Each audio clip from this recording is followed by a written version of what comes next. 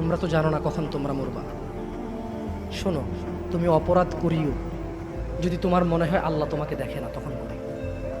তুমি অপরাধ করিও যদি তোমার মনে হয় আল্লাহ তোমাকে জিজ্ঞেস করবে না, তুমি নিশ্চিত বেঁচে যাবা। তুমি অপরাধ করিও যদি তোমার মনে হয় যে আল্লাহ তোমার জন্য জাহান্নাম নির্ধারণ করবে, আর তুমি আল্লাহকে বলবা আল্লাহ আপনি বললেই হবে নাকি আমি জাহান্নামে যাব। যদি এই ক্ষমতার অধিকারী হও তাহলে তুমি অপরাধ করিও। তোমাকে বলি, মহিলা, মা, বোন, চাচা, চাচি, নামাজ ছাড়া মানুষ মুসলমান থাকে না। ওয়াল্লাহি আমি বলছিলাম কোথায় পারতেন, তর্ক পরে আমি বলছি আপনি নামাজটা স্টার্ট করেন।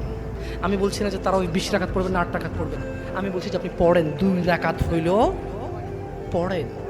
আমি বলছি যে আপনি ঈশার নামাজ 15 রাকাত দরকার নেই, আপনি শুধু 4 পড়েন। আমি কি বলছি সুন্নত বাদ দিতে? আমি বলছি যে তুমি পড়ছো না, শোনো, ভয় পেও না, ঈশার নামাজ 15 রাকাত তোমার উপরে ফরজ নয়। আমি তোমাকে না করছি না 15 রাকাত পড়তে, আমি বলছি যে তুমি নামাজই পড়ো না, 4 পড়ো।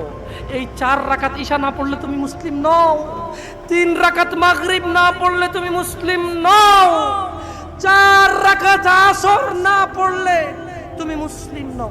দেখো আমাকে দোষ দিও না।